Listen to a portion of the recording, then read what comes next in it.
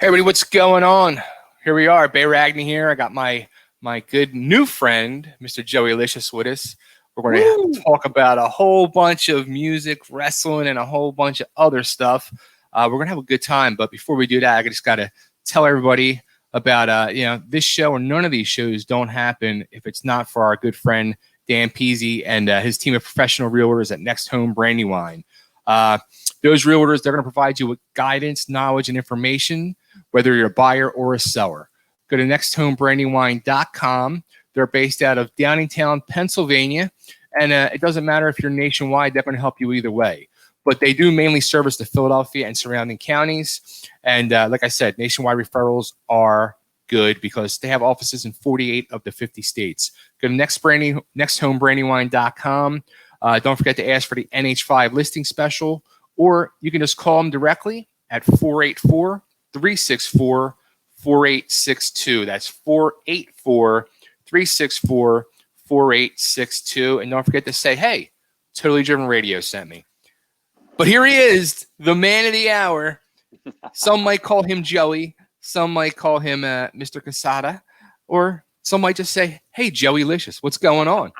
What's up, dude? How are you? Thanks for having me on. Dude, I it's crazy. Like, a friend of mine kept asking me, like, you got to interview Joey. You got to interview Joey. He's got this wrestling thing coming out. You're going to love him. And I'm like, all right. And then I start opening the can of worms that is your life. And I'm like, holy shit, dude. Like, I thought I had a lot going on. It's funny because, with the whole COVID thing, we thought everything would slow down. I'm under quarantine. I'm not going out. I'm not touring. I'm not doing a lot of stuff, but I'm getting more done than ever. I try to make the most of every second. So, I just wrote my second book. I just got my show on Amazon Prime called Wrestling with Joeylicious. So I'm busy. I like to stay busy. That's awesome. Do you know what? You people like you are an inspiration to me to keep pounding away doing this grind. Absolutely. I mean, just because we're home, I think we're showing the world that we can do things from home, especially artists. I know we can't go out and tour. We can't go out and perform live, but we could do live stream concerts. We can do videos. We could do recordings. We could write. We could promote things. We have so much that we can still offer that I wish more of the big A-list artists would be doing stuff like that. Yeah. I think it's funny. I was thinking about the other night. I was thinking, like, when this whole quarantine thing hit, all the big artists were kind of jumping on the bandwagon, and doing like stuff on nationwide TV. Whether you know what I mean, like these stay-at-home things. But like that was like the first few weeks, and now where's everybody at now? Of course, everyone got lazy, and they're like, all right, well, there's no need to do this. Listen. Hopefully they're still keeping busy. Hopefully everyone's keeping busy. I know it's hard to do. There's a lot of distractions at home, whether it's kids, it's family, it's yard work, it's cooking, whatever it is. Just stay busy. I mean, I think we're trying to. This is a new world now. I don't think it's maybe ever going back to the way it was. Right. So, I think people have to take advantage and, do things in a different way. Yeah, absolutely.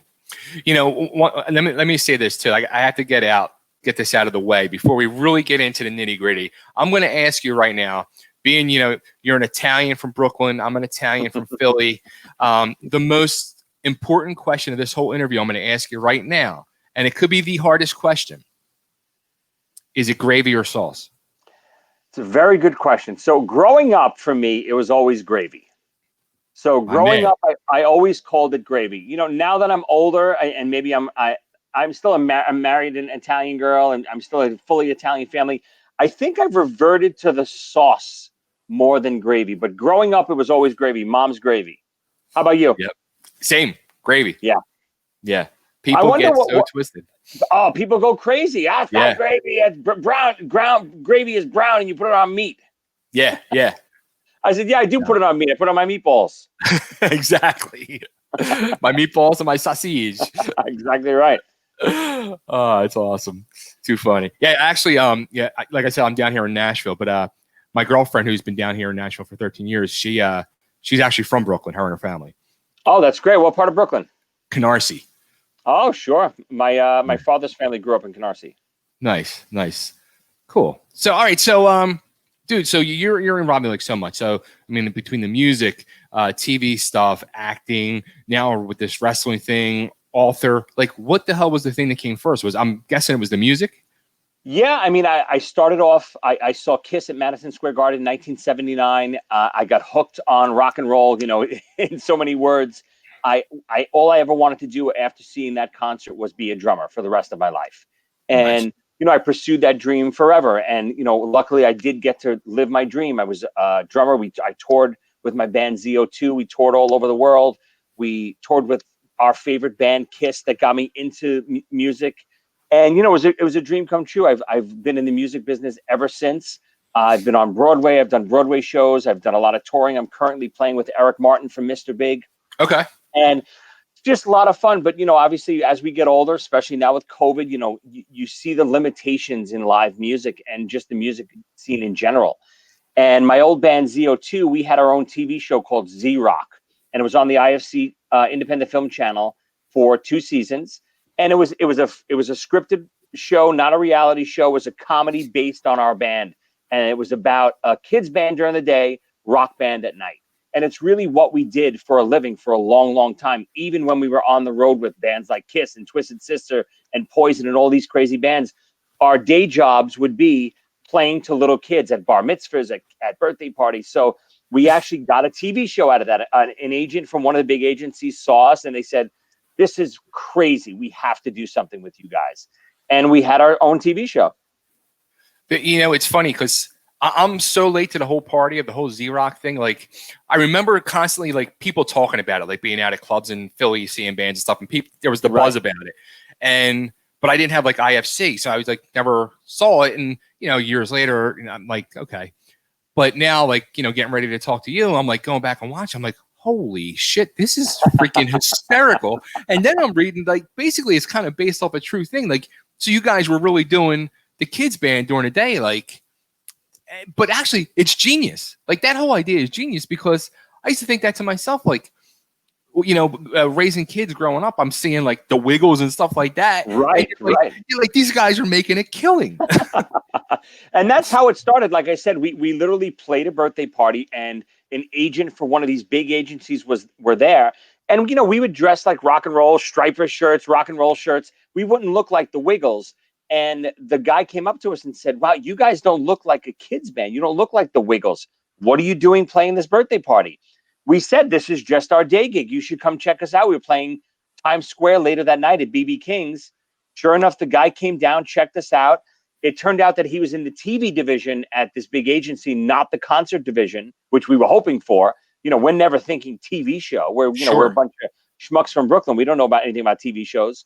And he told us, he said, "Why don't we do something in the TV landscape? Try to come up with some concepts and let's do it." And we said, well, the concept is right here. Kids band by day, rock band at night. And, long story short, a couple years later, we had everything ready to go. We filmed the pilot. IFC loved it. Got all these crazy guest stars on board with us, from Joan Rivers to Gilbert Gottfried to Sebastian Bach and Chris Jericho and Dee Snider from Twisted Sister. All these, rock stars and comedians would come on the show and play exaggerated versions of themselves. Was the Sebastian Bach version really exaggerated? He might have actually been toned down for the show.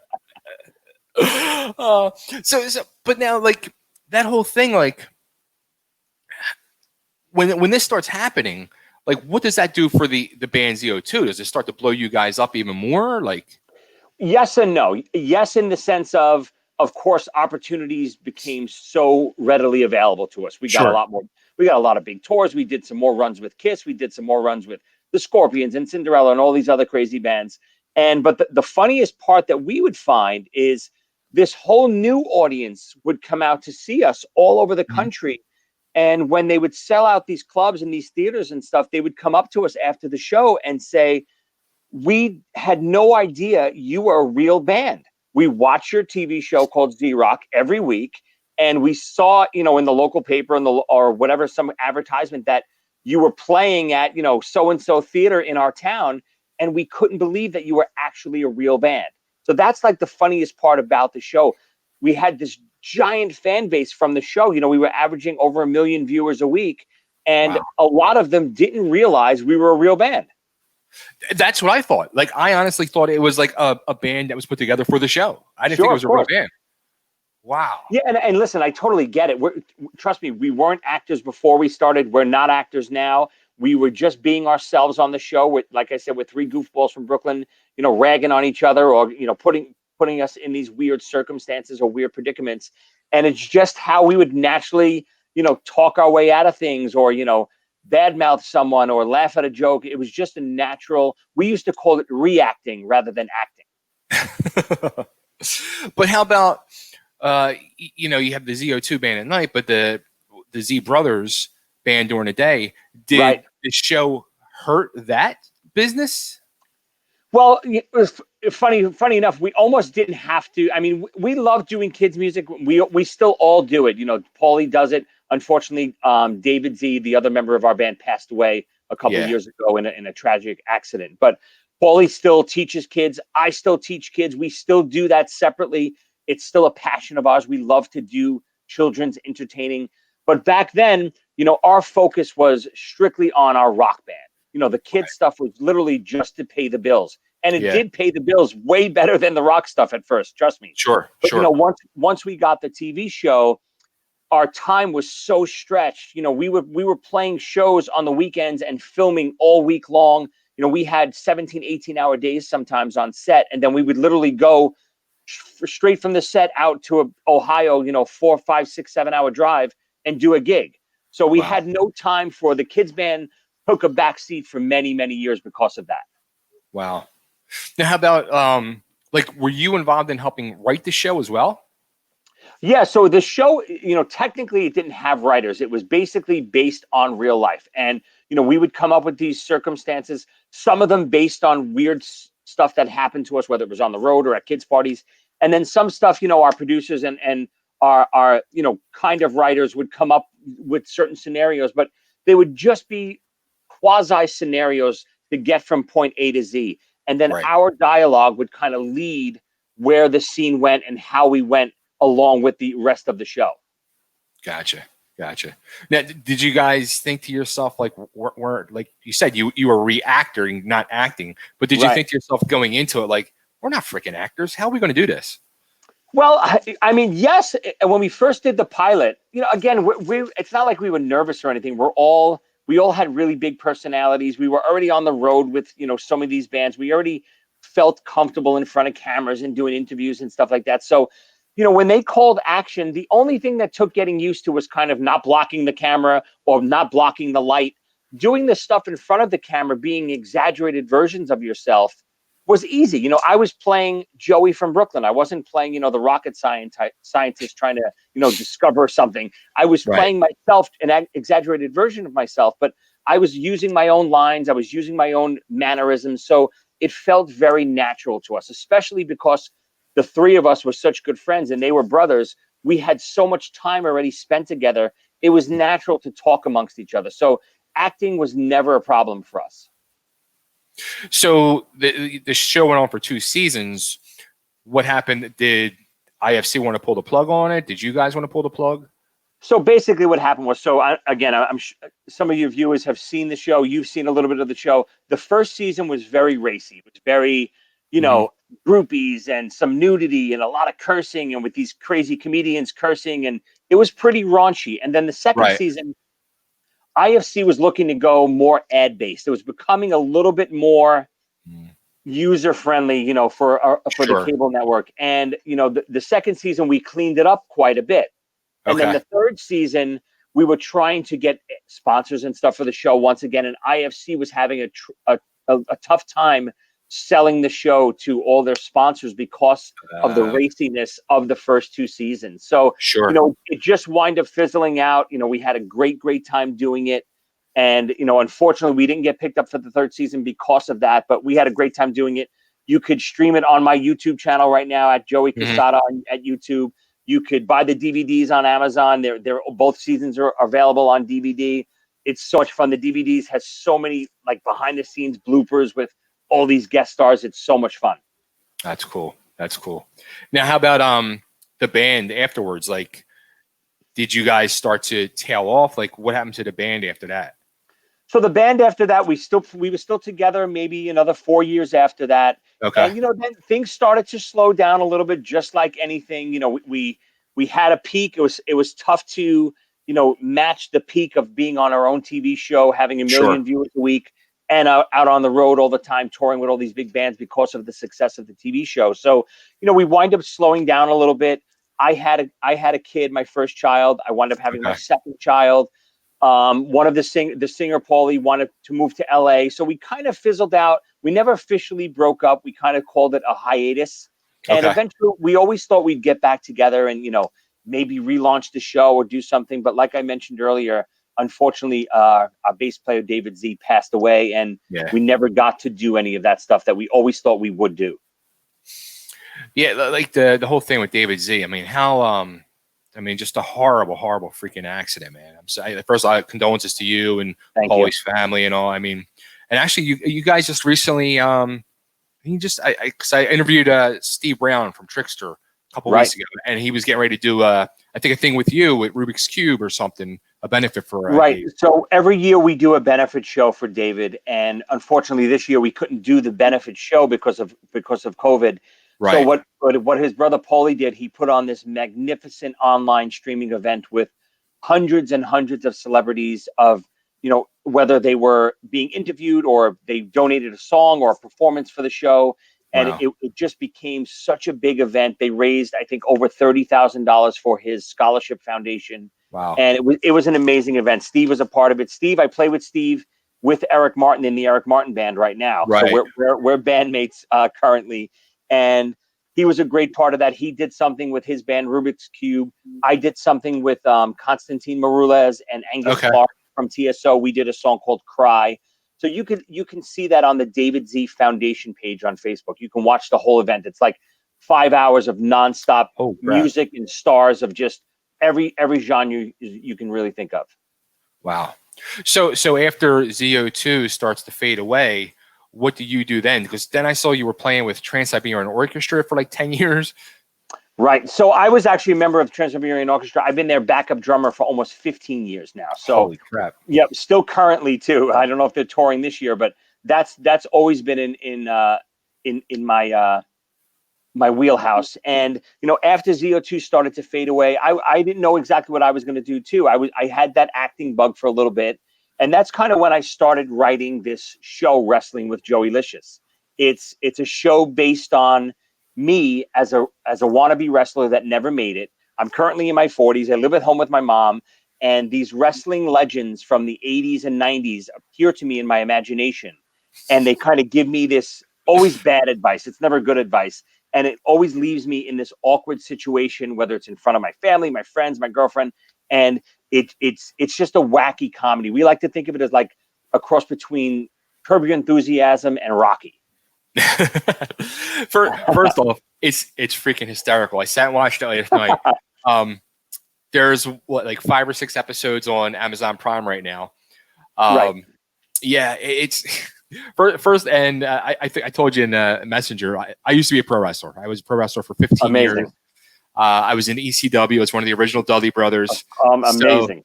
So I see like Mick Foley, an old friend, is in there. Jimmy Snuka, who I wrestled one time. Oh, you're kidding. That's amazing. Yeah. A funny thing with Roddy Piper, who's also in your show. I was doing a autograph convention in Philly, probably like 10 years ago. And Piper was there, and he did like a Piper's Pit segment and all. And I was getting interviewed by a person for their YouTube channel. And we're doing the interview, and Piper comes blasting through. And I was like the mark in me just totally marked out. I'm like, Roddy Piper. I mean, obviously, unfortunately, Piper and Jimmy are both passed away, since we filmed. We started filming these shorts a couple years ago, and, the intention of these shorts were to get a full-length series out of it. And we wanted to, we were pitching it all over network. We were doing everything. And unfortunately, right before COVID hit, we did have a production deal on the table for the full-length episodes for the show. And, the deal with COVID, because all the production in Hollywood and everything got shut down, we just got put on hold. Luckily, Amazon Prime picked up the shorts.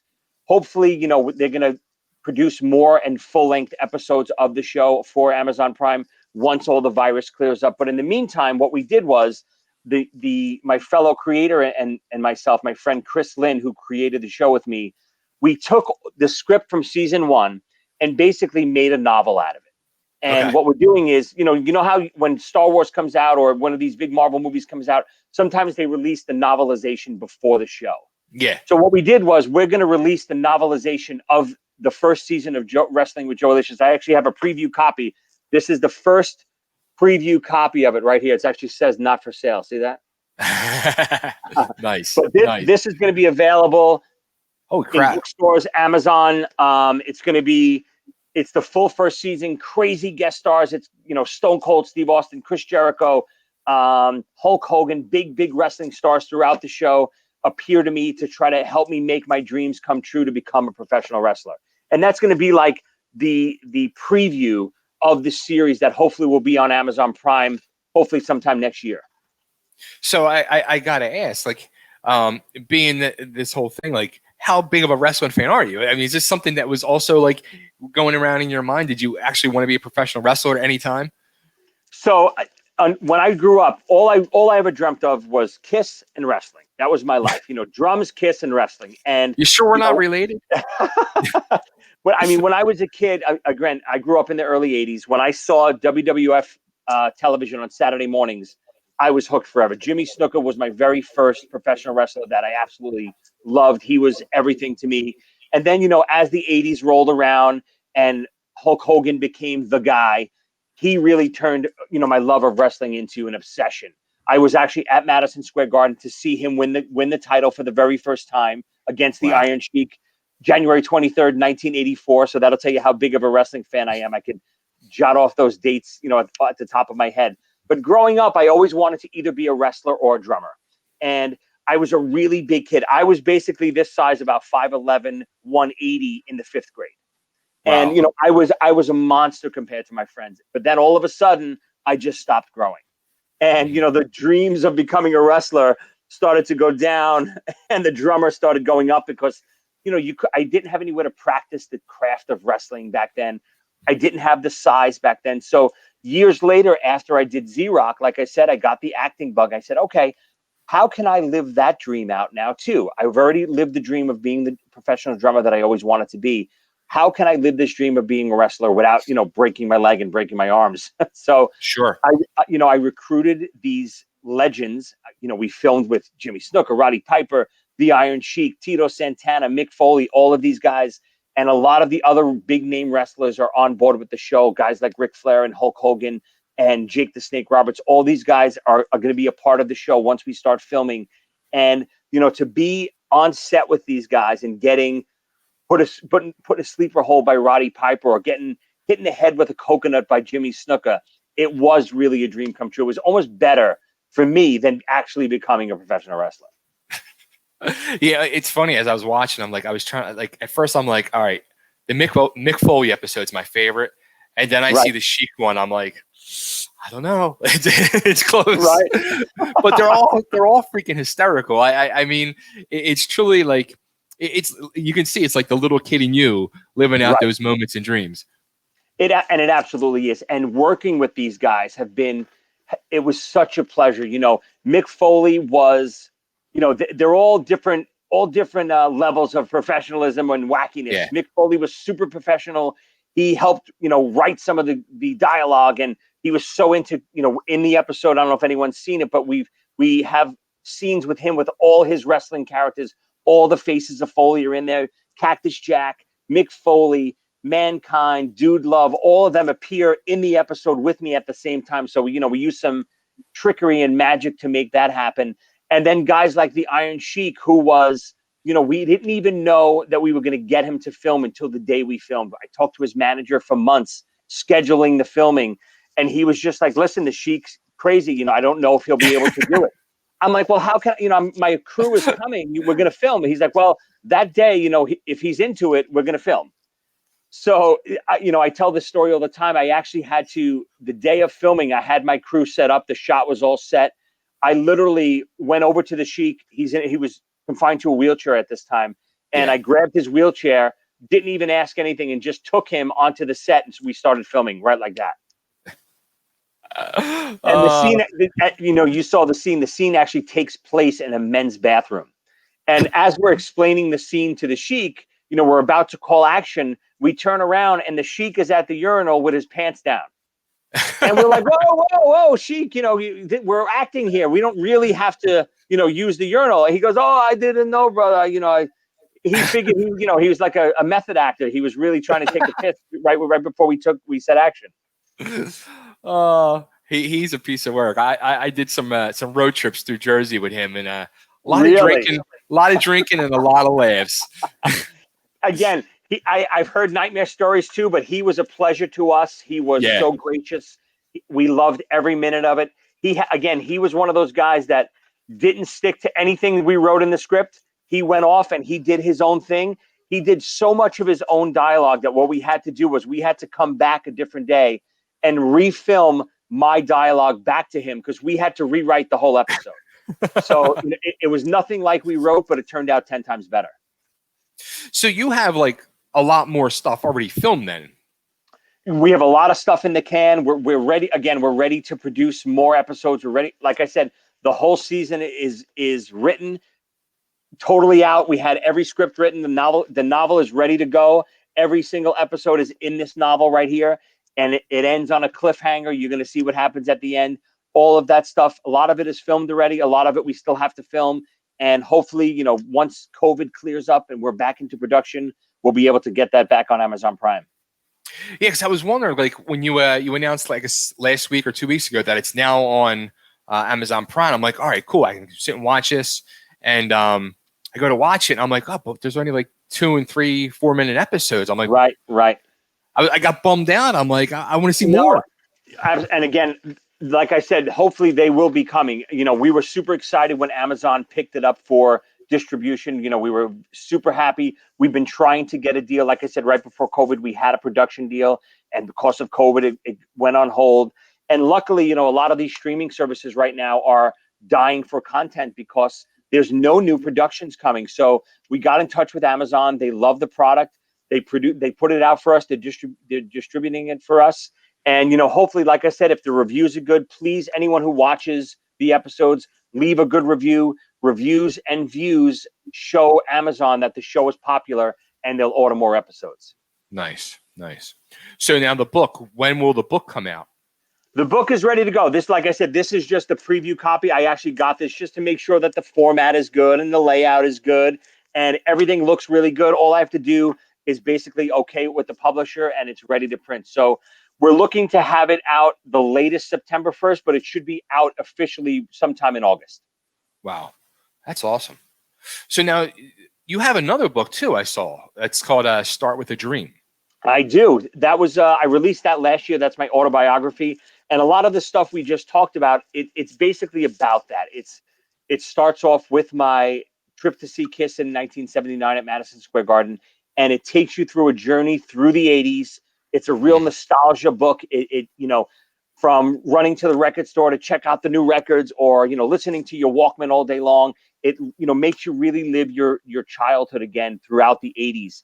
And it follows me through my career as far as all my bands through the 80s and my love of wrestling, and finally meeting Z02 and getting into Z02, and behind the scenes stories of us on tour with Kiss, and behind the scenes stories of me filming some of these episodes of Wrestling with Joeylicious. The whole Sheik story that I just told you is in there, much more elaborate. There was a time where I was literally running with the Sheik in the wheelchair, and Nikolai Volkov was chasing us saying, "Can I be in the show too? Can I be in the show too?" So he wasn't originally in the episode. We wrote him in that day. So as you see at the end of the episode, Nikolai Volkov's in there too. That's funny. So that's what that book is about. That's available on Amazon right now. The audio book is available on Amazon and iTunes. I narrate the audio book. It has tons of demos and clips from all my TV shows.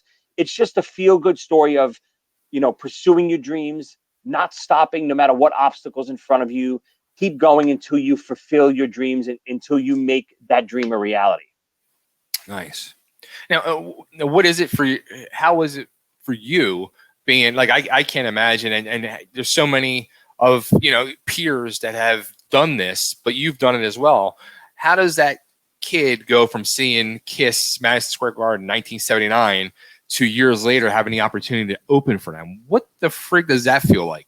Well, even in my book, so Peter Criss is who I saw in 1979, who made me want to play drums. And Peter actually wrote the foreword to my autobiography. Nice. So, my whole life really came full circle when I wrote this autobiography. From seeing him in 1979 to actually have him write my foreword to my autobiography was, mind-boggling to me. And, the stories that I tell in the book from when we first got on tour with Kiss, it's the little kid in the candy store. We were 3 kids, in our late 20s and put on the road for the very first time. We didn't have a record deal. I think we were the first and only unsigned band to ever tour with Kiss. We were put in on this big tour, rock the nation around the country. We did, 40 or 50 dates with them in front of, 10 to 15,000 fans every night. And, believe it or not, that wasn't the best part of it. The best part was literally just becoming friends with them and hanging out with them and catering every day. And, there's parts in my book where I tell stories of us playing wiffle ball with Kiss in the back parking lot one afternoon, or, debating with Gene over, songs on Kiss albums and what guitar tunings they had in the 80s, and arguing with Gene, or having eating contests in the catering and them cheering us on. And it was just so much fun that, that stuff became more book worthy and more memory worthy than the actual shows. I loved more than anything playing with them. Don't get me wrong, in front of those fans, but every day hanging out with them, knowing the next morning you're waking up and doing it all over again, it was a dream come true. Yeah, that's mind blowing, man. That's so amazing. So, all right. So, what do you? What's on your table now? With again, we're still under semi quarantine. Who knows what's going to happen in the next 5 to 6 months? So, What are you doing now? What's on your plate now? Beside the book's ready to come out, promoting Joeylicious more. So again, obviously the book takes up a lot of my time, even though it's done. Now I'm going to have to do a whole promotion run virtually. This time I'm going to have to do a promotion run, and that's going to take up so much of my time. But what I also do, like we mentioned earlier, I love to teach kids. I still give drum lessons virtually. I give some lessons in person. I teach at School of Rock. I teach at a lot of different schools, drum lessons and music. I love teaching. I love educating children. I love talking about the music business. I do music master classes about business and what the do's and don'ts of the business. I've done a lot of do's, but I've also had a lot of don'ts. So I love to pass on all the stuff that I've learned through my 30-year career to the kids of the future, because some of these kids are so good that, they'll blow your mind. And I want to make sure that they don't waste some of the years that I wasted on, doing things the wrong way. I want to give them a little bit of my knowledge and pass it on to them. Right. Yeah, the whole thing with these schools of rock all around the country and all, the talent of the kids these days is just it's amazing. It truly is. I mean, these kids, again, obviously I'm primarily a drum instructor, but I'm also the music director at one of the School of Rocks here in New Jersey. And it's so funny that some of these drummers, I'm teaching them licks that I could have never learned at their age. I just learned them maybe a couple of years ago. Some crazy Bonham triplets, or Hot for Teacher from Van Halen. I had this girl group do Hot for Teacher for Van Halen, spot on. Young teenage girls play Hot for Teacher perfectly. It was like, where were these kids? When I was growing up, I was in my garage playing In My Dreams from Dokken the wrong way, or Living After Midnight the wrong way. Messing it up, out of key, out of tune, too fast. I wish I had instructors like me and schools like School of Rock to tell me, hey, slap, you're doing it the wrong way. Yeah, absolutely. I'm a little jealous of the kids today. I'll say that. Listen, they have the world at their fingertips. Listen, it's a harder business today, because I don't think you can make the living you could have back then, because of streaming and stuff like that. You're never going to sell records like you sold back in the 70s and the 80s. But they also have all the advantages too. They have YouTube, they have streaming, they have so many other outlets. And that's also what I teach about in my master classes. Don't limit yourself. Look what I've done. I went from, the name of my book is Start with the Dream, a drummer's journey from rock and roll to TV to Broadway, which I was also on. I played in a Broadway show for almost 5 years. So, What show did you do? It was called The Great Comet of 1812, starring Josh Groban. And, Wow. You just don't limit yourself. There's no reason why, because you play rock and roll, you can't play theater, and you can't be an actor, and you can't have a streaming show, and you can't write a book. Why can't you do everything? Right. I'm with you. Yep. So, and that's what today's day and age, you can really do that. It's all at your fingertips. what is there else like in your sights that you want to do that you haven't done yet? Oh, I mean, listen, the sky's the limits. I've always wanted to do a full solo album of my own material, singing, playing drums. There's so much more to do. I'd love to do a follow-up to my autobiography one day. I'd love to do a lot more seasons of wrestling with Joeylicious. I think once the general public sees it and realizes the fun that was 80s wrestling, you know it better than anyone. Wrestling today is it's still good, don't get me wrong, but it's missing some kind of magic that the 80s wrestling had. And I think it's mostly because of the personalities back then, that they had the freedom to be themselves. And today so much of the stuff is scripted and in a box that you don't get the freedom. Whereas my show, Wrestling with Joeylicious, I'm giving these guys the freedom to be whatever they want on camera. It's filmed basically the same way that Z-Rock was filmed, as far as here's the outline of the script. I want you to kind of get us over here, but be yourself. Tito Santana, be yourself. Roddy Piper, be yourself. Hulk Hogan, be yourself, and get us to that next level. Because these guys are superstars. They did live interviews for, almost a decade. They're magic in front of the camera. So that's kind of, obviously my focus is mainly on that show right now, but there's just so many other things I want to do. Interesting. I can't wait to see what you got cooking next. Thanks, dude. Listen, I appreciate it. I hope everyone goes and checks out the show on Amazon Prime. You can just, if you go on the search bar, just type in Joeylicious. It's the easiest way to find it. All the episodes will come up. Please write a review if you can. You can go on even the regular Amazon site. You don't even need Prime. If you just go on Amazon.com and type in Joeylicious, you can just leave reviews, and I would be eternally grateful. Is there any orders they should watch them, or just watch them however they want? No, just people have been asking me that all week, believe it or not, because they just got released last week on Amazon Prime. So no, there's no particular order. I'm not sure if you watched them in any particular order. I would suggest maybe we're watching the Roddy Piper one first, and then that was the first one I watched. Then it really doesn't matter. But there's not a continuous storyline in the shorts. In the season, there's a continuous storyline that you have to follow the season. Again, these shorts are plucked out of the season, and you'll see most of those shorts in this book. Nice. Yeah, I can't wait to see more. Seriously, like I was like, damn, like I wanted to see the whole thing of the training of Joeylicious and the whole love of Rocky and your mom smacking you around a little. Oh, we take a page right out of Rocky again with the season one. Again, if you get a chance when the book comes out, I think you're going to really enjoy it. It's a really short book. It's only about 230 pages. It's a flyby. It's a fun story of my rise, my eventual, success, and maybe even another fall and maybe another rise. We'll see. But, it's along the way. It's all the wrestlers that I meet, and maybe, my shot at the big time. Do I blow it? Do I not blow it? We'll have to see.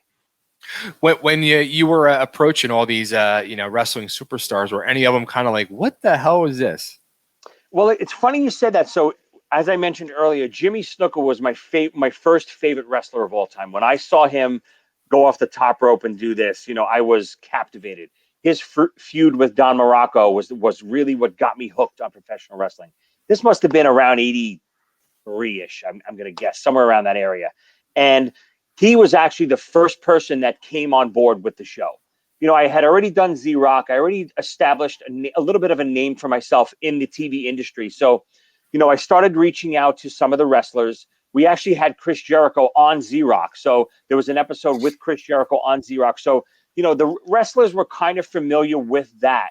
And, when I reached out to some of these wrestlers, Jimmy's wife, Carol, was absolutely so pleasant to work with. And she was on board with her and Jimmy immediately. They loved the concept.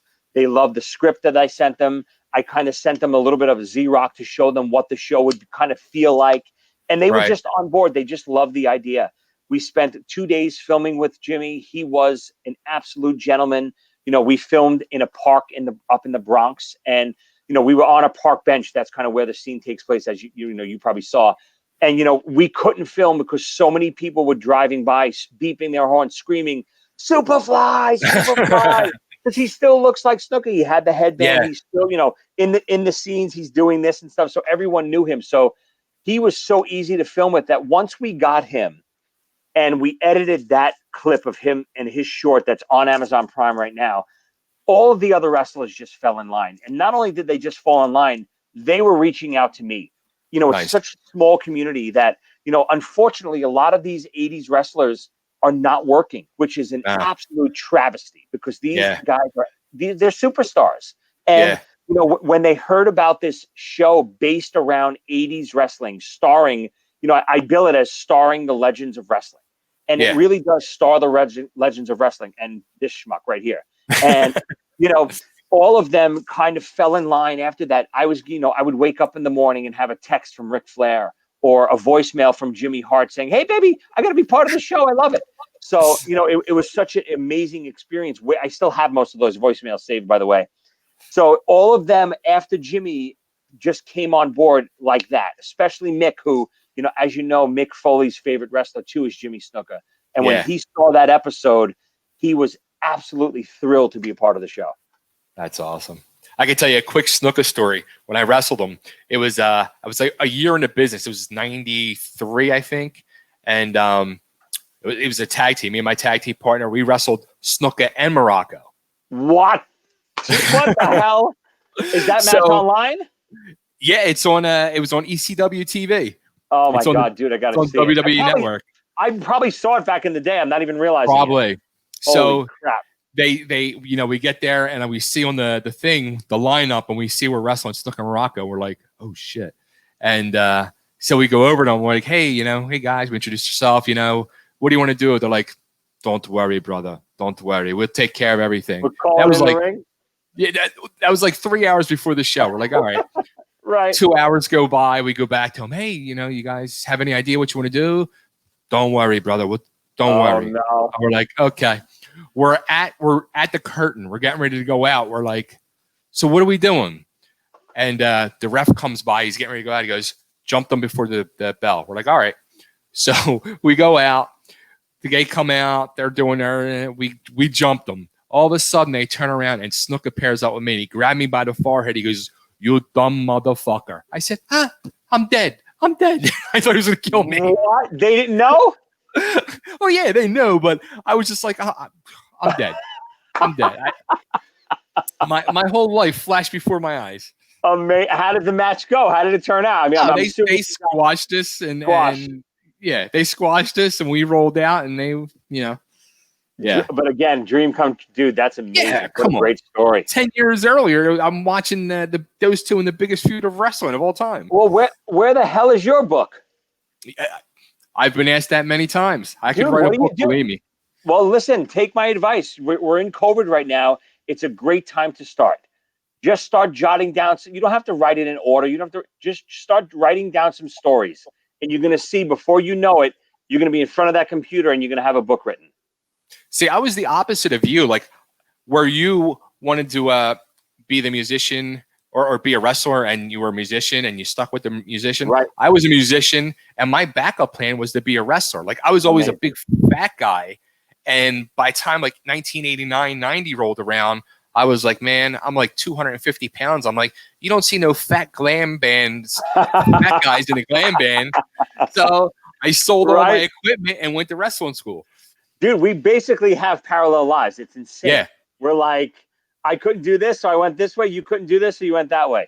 Yep. Incredible. It's funny. Great. It's so great. And again, it's so important. Again, that my first book, like I said, Start with a Dream. That's what it's about. It's about having a passion when you were a kid and a dream, and nothing that anyone can tell you is going to stop you from making that dream a reality. And, you know, you did it. I did it. There's so many people out there that did it. And just because if someone's 50, 60 years old, doesn't mean that dream is over. Go out there and search for it. Why not? Go get it. Right. Absolutely. And the funny thing is, in wrestling, then I got hurt. So I was out of wrestling for a little bit. So I started doing the music again. And then I had a band. The band was called the Dead Gerber Babies. What a great name. That's a book right there. I mean, dude, come on, get writing. Come on, I'll help you edit. Let's do it. Come on. I'm ready. That would be season 2, Wrestling with Joeylicious. You can throw me in there.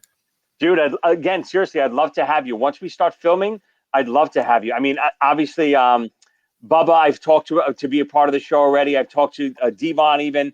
You know, these guys, you know, certain guys that are under contract with other organizations, it's a little bit harder to get them on board. But any independent guys that aren't affiliated with anywhere, even like the legends that I'm having, aren't really that affiliated with anyone. They might be under legend contracts, but they can do my show, luckily enough. So, you know, we're trying to reach out to everyone we can. We love anyone and everyone to be a part of this. Nice. That's awesome, man. Cool. So everybody needs to go to Amazon Prime and look up Joeylicious and just be prepared to freaking laugh.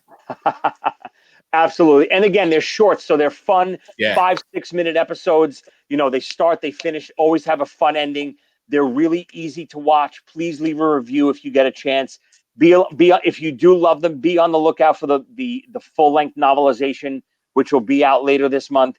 It's nonstop hilarity. Again, if you grew up in New York or Philly, anywhere like that, you're going to get so much out of, you know, the Brooklyn and the city aspect of the characters, and, you know, the other characters in the show, whether it's my mom or the priest, you know, giving me a hard time. And, you know, it's me basically following the Rocky storyline of hopefully maybe getting a shot at the big title one day. That's awesome. Joey, man, this has been amazing talking to you. I'm happy to say I know you now, and happy to talk to you, and happy to know Joeylicious. Dude, again, thank you so much for having me. Anytime, I'd love to come back. Please, maybe when the book comes out, we'll talk more about it after. I'll send you a copy. Give it a quick read, and you know, I'd love a nice review from a real wrestler. Absolutely. I'm gonna throw some Amazon reviews on there for the show too. Amazing, dude. Thank you so much. Please, and all your listeners, please go over to Amazon.com or Amazon Prime. Leave a review for the show. Each episode, you can leave their own review. So please, if you can, leave one for each episode. It will really help me a lot. Thanks. Awesome. Absolutely. Joey, thanks again, man. Thanks, brother. I'll see you soon. You got it. Later, dude.